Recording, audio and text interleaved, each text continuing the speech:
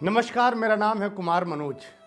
मेरे YouTube channel पर आप लगातार बहुत सारे अच्छे कवि, अच्छे शायरों, बहुत शानदार कवित्री और तमाम सारे विचारों को सुनते रहते हैं। तो इसी क्रम में आज मैं आपको देश की एक ऐसी शायरा से मिलवाना चाहता हूँ जिनकी गज़लें विभिन्न रीलों में आप लगातार सुनते रहते हैं। आप जब भी कोई पोस्ट खोलेंगे तो हर तीसरी रील, चौथी रील उनकी आ ही जाती है, तुम्हारी दौलत नई नई है।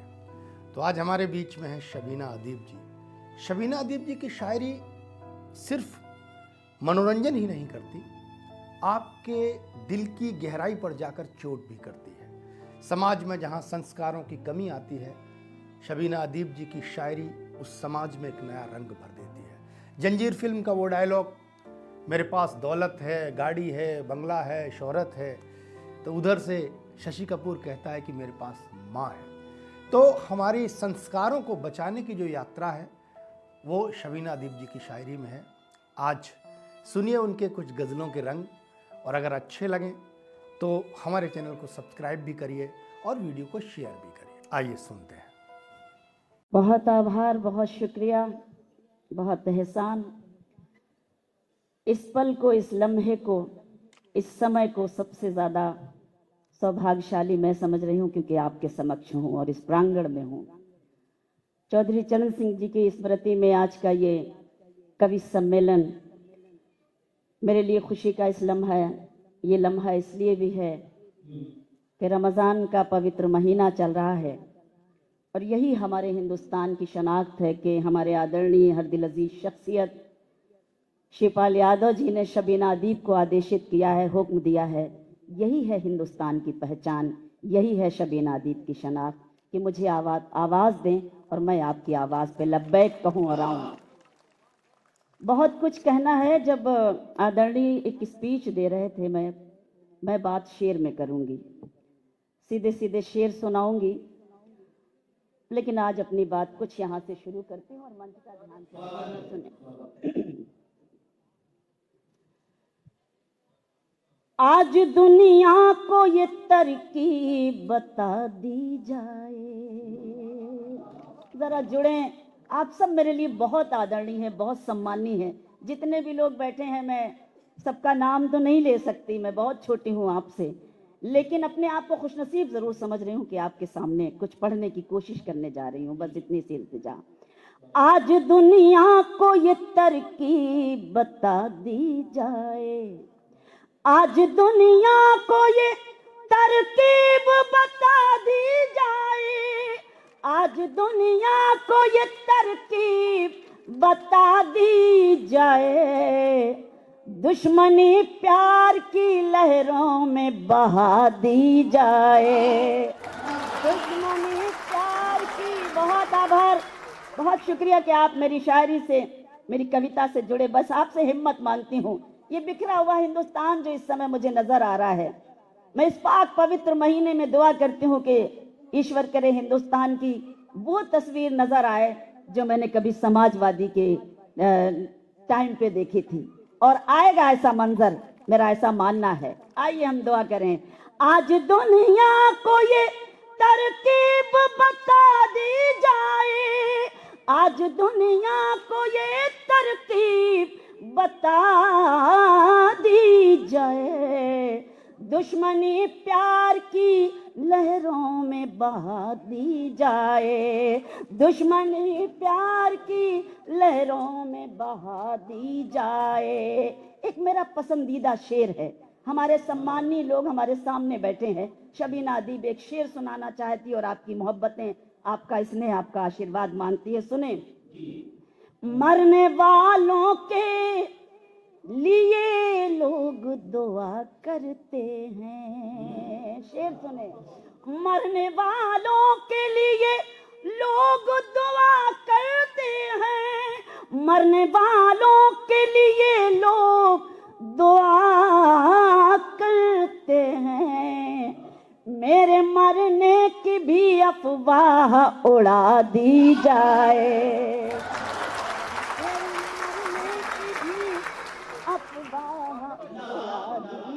बहुत आभार।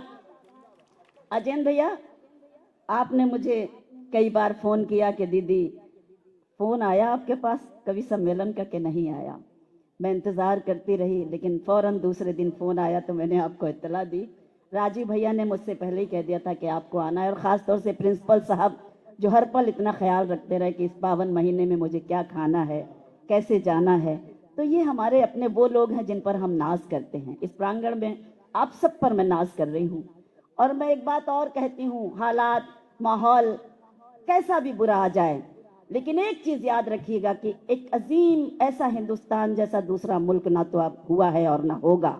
शबीना अदीब देश के बाहर बहुत जाती है, लेकिन वो ईश्वर से ये कामना करती है, ये दुआ करती है कि उसने मुझे हिंदुस्तान में पैदा किया। आज मैं आपको शेर सुना रही हूँ और ईश्वर का लाख लाख शुक्र अदा करती हूँ। फिर से पढ़ती हूँ ये शेर। मरने वालों के लिए लोग दुआ करते हैं, मरने वालों के लिए लोग दुआ करते हैं, मेरे मरने की भी अफवाह उड़ा दी जाए, मेरे मरने की भी अफवाह उड़ा दी जाए, आज दुनिया को ये तरकीब बता दी जाए। मैंने बहुत सारे लोगों के, बहुत से नेताओं से रोज हर रोज कहीं ना कहीं कार्यक्रम होते हैं, बहुत सारे जिम्मेदारान से मिलना होता है। एक बात, ऐसा नहीं है कि मैं सामने बैठे हैं चाचा जी तो इसलिए मैं ये बात कह रही हूँ।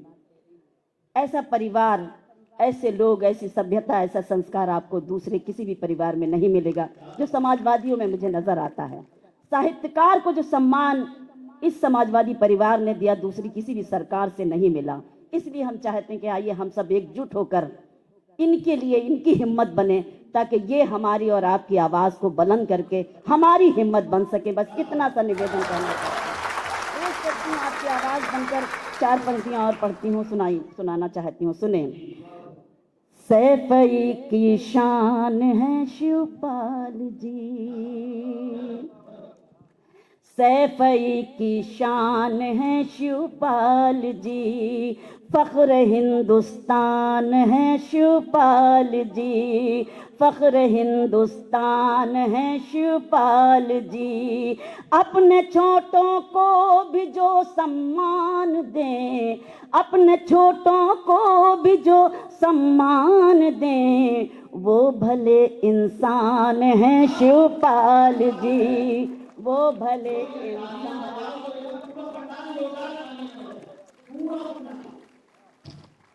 बहुत शुक्रिया। सैफई की शान है शिवपाल जी, फख्र हिंदुस्तान है शिवपाल जी, अपने छोटों को भी जो सम्मान दें, अपने छोटों को भी जो सम्मान दें, वो भले इंसान है शिवपाल जी, वो भले इंसान है शिवपाल जी। इनकी हिम्मत को सलाम। प्रदीप जी ने जब यहाँ पर भाषण दिया, मैं शेर में कहना चाहती हूँ, सुने, पेश करती हूँ, समाप्त करें। दीपक जी ने, सॉरी माफ कीजिएगा। तुम्हारे हर, दीपक जी आपकी तरफ से पढ़ती हूँ और शिवपाल जी आपकी तरफ से पढ़ती हूँ। जितने भी जिम्मेदारान बैठे हैं, आज हम जिस मरहले से, जिस तरह के माहौल से गुजर रहे हैं, तब शबीना अदीब आपकी तरफ से पढ़ती है। तुम्हारे हर सितम पर मुस्कुराना हमको आता है। महसूस करें, तुम्हारे हर, तुम्हारे हर सितम पर मुस्कुराना हमको आता है। लगाओ आग पानी में, बुझाना हमको आता है। बहुत आभार। लगाओ आग पानी में, बुझाना हमको आता है। संस्कार, मोहब्बत, रिश्ते कैसे होते हैं, मैं एक शेर सुनाना चाहती हूँ। बुझाना चाहते हो तो बुझा डालो हवा बनकर। सुने शायरी क्या होती है। बुझाना बुझाना चाहते हो तो बुझा डालो हवा बनकर। मोहब्बत के चरागों को जलाना हमको आता है।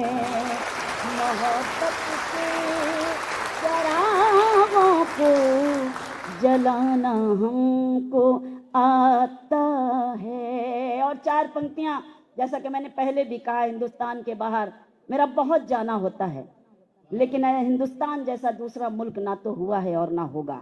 मैं अपने देश के लिए क्या कहना चाहती हूँ, देखिएगा, मैं पढ़ने की कोशिश कर रही हूँ, सुने। वतन के किस्से, आप जुड़े रहिएगा, आपसे बड़ा भरोसा है।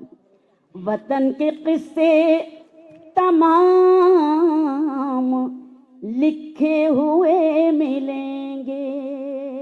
जिम्मेदारान बैठे हैं, हमारे अतिथि बैठे हैं, आप सब जो मेरे लिए सम्मानीय शबीना अदीब क्या कहती है।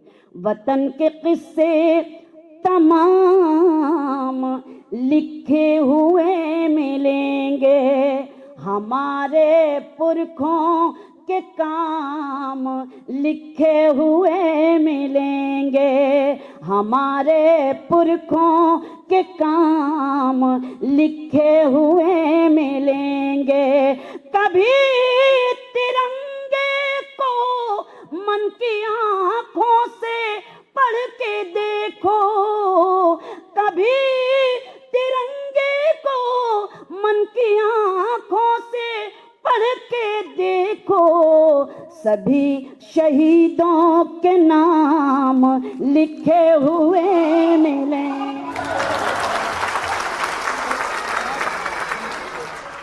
वतन के किस्से, बहुत एहसान, वतन के किस्से तमाम लिखे हुए मिलेंगे, हमारे पुरखों के काम लिखे हुए मिलेंगे।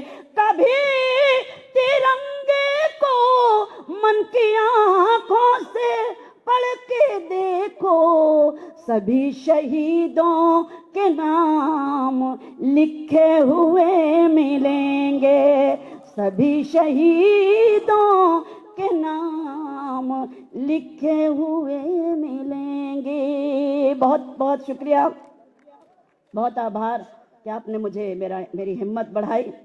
थके थके से लोग हैं, जल्दी जाना चाहते हैं तो भी बताइएगा, उतना ही पढ़ूंगी जितना आप मुझे सुनना चाहेंगे, लेकिन मैं एहसानमंद हूँ।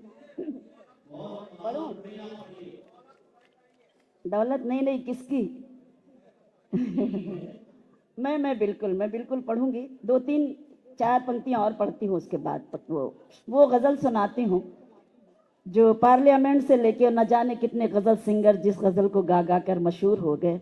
मेरे लिए बड़े गर्व की बात है कि आज इस प्रांगण में मुझे हुक्म मिल रहा है कि मैं उस गजल को आपके लिए पेश करूं। कुछ जिम्मेदारी समझती हूँ, इसलिए ये पंक्तियां पढ़ती हूँ। आदरणीय सुने।